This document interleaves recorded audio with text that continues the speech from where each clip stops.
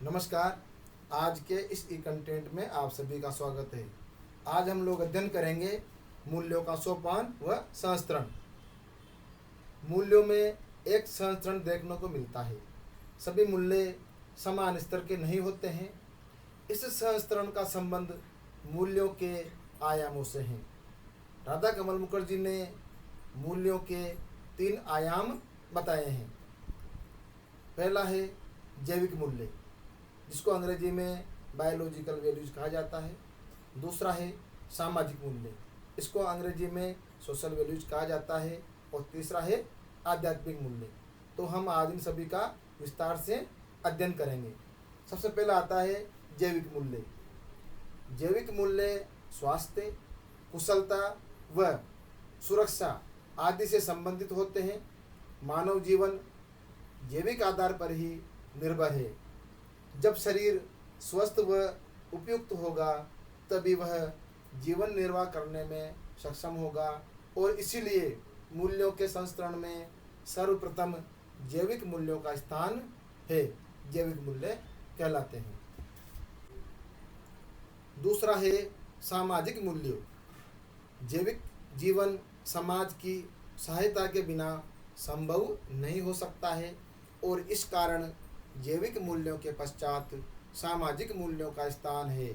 सामाजिक मूल्यों में संपत्ति, प्रेम, न्याय आदि को लिया जा सकता है। सामाजिक मूल्य कहलाते हैं। तीसरा बिंदु है आध्यात्मिक मूल्य। जैविक और सामाजिक मूल्यों को वास्तविक सत्यम शिवम सुंदरम की प्राप्ति में निहित है, जिसे जैविक और सामाजिक स्तर से गुजरते हुए ही प्राप्त किया जा सकता है। इसी कारण आध्यात्मिक मूल्य सबसे उच्च स्तर के होते हैं। सत्य, सुसंगति, सुंदरता तथा पवित्रता से संबंधित होते हैं, और इन्हें साध्य मूल्य, अंतर्निष्ठ अथवा लोकातीत मूल्य भी कहा जाता है। आध्यात्मिक मूल्यों को सर्वोच्च मूल्य कहा जाता है। सामाजिक और जैविक मूल्यों का स्थान इसके उपरांत है, जिनका उद्देश्य सामाजिक संगठन और सुव्यवस्था को बनाए रखना है। इसीलिए ये साधन मूल्य, बाह्य मूल्य अथवा क्रियात्मक मूल्य कहलाते हैं, और जैविक मूल्यों को जीवन को बनाए रखने के लिए आवश्यक भी माना जाता है, और ये भी साधन मूल्य ही होते हैं। यहाँ पर राधा कमल मुखर्जी ने निम्न प्रकार से इन मूल्यों को सामान्यीकरण को प्रस्तुत किया है। जैसे साधन मूल्यों की तुलना में श्रेष्ठ होते हैं, क्योंकि साध्य मूल्य ही मानव जीवन को सार्थकता प्रदान करते हैं। दूसरा बिंदु है साध्य मूल्य और साधन मूल्य परस्पर घुलते मिलते एवं एक दूसरे में व्याप्त होते हैं। साधन मूल्य साध्य मूल्यों के साथ संयुक्त रहकर अपना क्रिया रूप भी बनाए रखते हैं। तीसरा बिंदु है व्यक्तिगत और सामाजिक जीवन के प्रत्येक क्षेत्र में मूल्यों की द्वंद्वात्मक गति भी होती है। फोर्थ, वास्तविकता में जैविक मूल्यों से उच्च स्तर के मूल्यों को कुछ सीमा तक तो प्राप्त किया जा सकता है, किंतु व्यक्ति इन श्रेष्ठ मूल्यों को प्राप्त करने का प्रयास भी करता रहता है। पांचवा बिंदु है यहाँ पर उच्चतर अथवा आत्मलोकातीतकरण मूल्यों का कार्य जीवन को बनाए रखने से कार्य उच्च श्रेणी का होता है। और अंतिम बिंदु है सार्वभौम मूल्य। वे आदर्श नियम है जो कि मूल्यों की संस्करणात्मक व्यवस्था को नियंत्रित एवं निर्देशित भी करते हैं। इसके पश्चात अब हम मूल्यों का श्रेणीकरण के बारे में अध्ययन करेंगे। राधा कमल मुखर्जी की कृति the social structure and values के मतानुसार सभी मूल्य समान स्तर के नहीं होते हैं, अर्थात इनमें संस्करणात्मक होती है, और यह स्तर सामाजिक संगठन के स्तरों पर भी निर्भर करता है।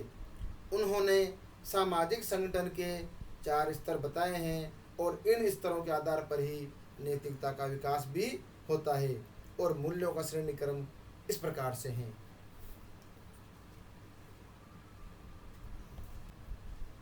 इसका पहला बिंदु है भीड़।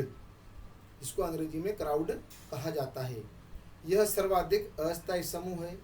यह रचनात्मक नहीं होता और आदिम प्रकार के संबंधों एवं व्यवहारों को प्रदर्शित करता है।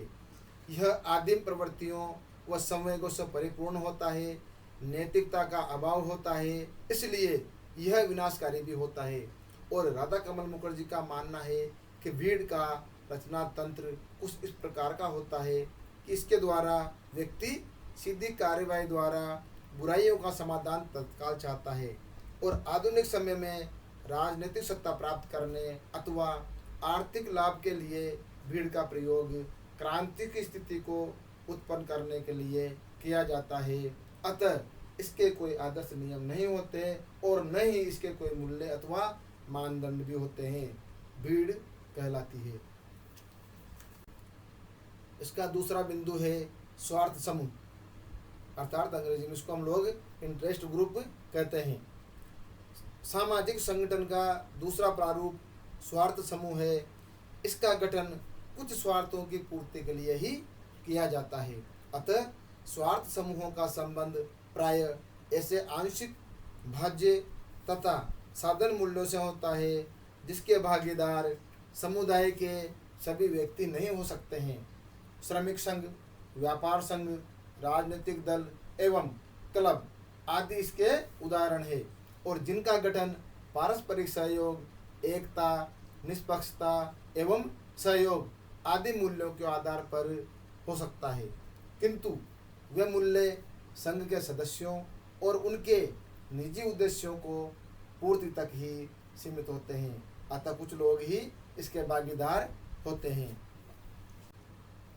तीसरा बिंदु है समाज या समुदाय। यह संगठन स्वार्थ समूह की तुलना में सामाजिक संगठन के अधिक विस्तृत, तार्किक और नैतिक आधारों को प्रस्तुत करता है।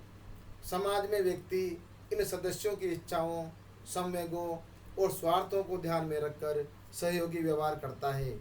इसमें व्यक्ति के साथ व्यक्ति व स्वार्थ के साथ स्वार्थ का अधिक समंजन देखने को मिलता है। समाज या समुदाय कहलाता है। इसका चौथा बिंदु है सामूहिकता। सामाजिक संगठन का श्रेष्ठतम रूप सामूहिकता में देखने को मिलता है। यह एक सुदृढ़ और सार्वभौमिक रूप है जो सचेत, अनुशासन व उच्च स्तरीय विवेक का परिणाम होता है। इसमें व्यक्ति प्रेम, समानता, विश्व बंधुत्व, सहयोग, सामाजिक उत्तरदायित्व जैसे मूल्यों को ग्रहण करता है और इसमें स्वार्थवाद पर प्रार्थवाद की विजय को देखने को मिलती है।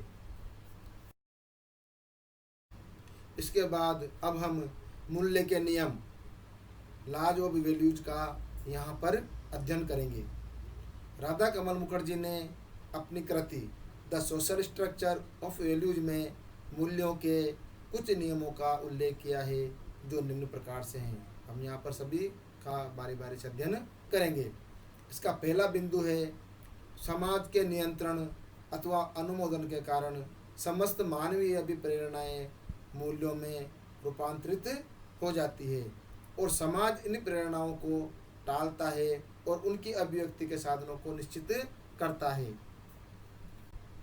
दूसरा बिंदु है आधारभूत अथवा मौलिक मूल्यों की संतुष्टि हो जाने पर उन मूल्यों के प्रति उदासीनता उत्पन्न हो जाती है और इस स्थिति में समाज और संस्कृति द्वारा नवीन लक्ष्य एवं साधन प्रस्तुत किए जाते हैं जिनके कारण पुनः नए मूल्यों का जन्म होता है। इसे मूल्यों के चक्र का नियम या law of the cycle of values कहा जाता है। तीसरा बिंदु है मूल्य परस्पर घुल मिल जाते हैं और उनके सम्मिलन से निरंतर बदलाव दिखाई देता है और यह सम्मिलन कभी संतुलित और कभी असंतुलित रूप में देखने को मिलता है। चौथा बिंदु है विभिन्न मूल्यों में आपस में प्रतिस्पर्धा चलती रहती है। इससे मूल्यों में एक संस्तरण विकसित हो जाता है और जिसके अंतर्गत साधन मूल्यों की तुलना में उच्च स्तर प्रदान किया जाता है। पांचवा बिंदु है समाज अथवा संस्कृति व्यक्ति को मूल्यों के मौलिक प्रतिमान प्रदान करती है। मानवीय मूल्य मनुष्य के सामाजिक संबंधों के द्योतक हैं। यह संस्कृति, परंपरा व प्रशिक्षण ही है जो उन मौलिक मूल्यों का निर्माण भी करते हैं। छठा बिंदु है मनुष्य का विवेक एवं निर्णय और समाज का अनुभव मूल्यों के एक सोपान का निर्माण करते हैं, जिससे उत्तम, मध्यम और अधम मूल्यों के बीच भेद पैदा हो जाता है। सातवां बिंदु है मूल्यों में व्यक्तिगता, विभिन्नता एवं अनोखापन पाया जाता है। व्यक्ति अपनी बुद्धि, आदत, आवश्यकता और क्षमता के आधार पर उनका चयन करता है। आठवां बिंदु है अनेक मूल्य परस्पर संघर्ष करते हैं। ऐसी स्थिति में व्यक्ति अपनी शिक्षा, अनुभव और आदर्श नियमों के आधार पर उपयुक्त मूल्यों का चयन भी करता है। इसका नवा बिंदु है सामाजिक पर्यावरण, समूह, संस्थागत संबंध एवं अनुभव को सामाजिक परिस्थिति में ही मूल्यों में गुणात्मक सुधार घटित होता है। जैसे जैसे एकात्मता से सामूहिकता की ओर आगे बढ़ा जाता है, वैसे वैसे मूल्य भी अधिक संपूर्ण, आत्मनिर्भर और स्थायी होते जाते हैं।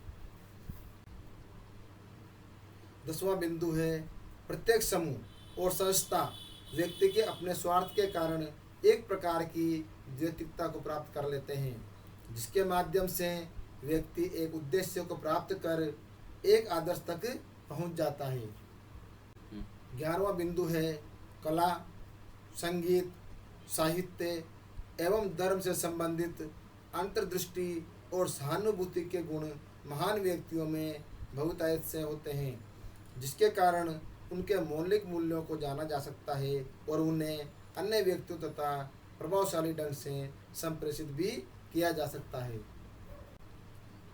इसका 12वां बिंदु है व्यक्ति का आदर्श मूल्य, उसकी अंतर्दृष्टि, सौंदर्यात्मक एवं धार्मिक बोध, उसका व्यावहारिक आविष्कार एवं उत्साह आदि का प्रमुख स्रोत सामाजिक संस्कृति होती है, जो व्यक्ति के जीवन को प्रभावित भी करती है। इसके बाद अब हम अध्ययन करेंगे मूल्य और व्यक्तित्व। अंग्रेजी में इसको वैल्यू एंड पर्सनैलिटी कहा जाता है। यहाँ पर राधा कमल मुखर्जी का मानना है कि मूल्यों का विशेष महत्व व्यक्तित्व का निर्माण करने में है।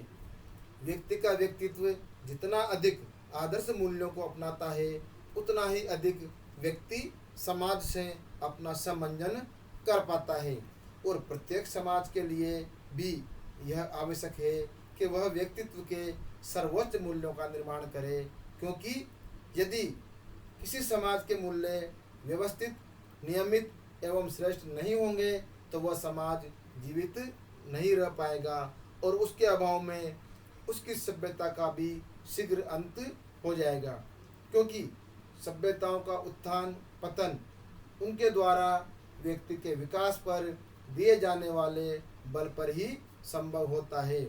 अतः राधा कमल मुखर्जी का मानना है कि किसी समाज को जीवित रहने के लिए नियमित रूप से व्यक्तित्व के सर्वोच्च मूल्यों की पूर्णता का प्रयास करना चाहिए।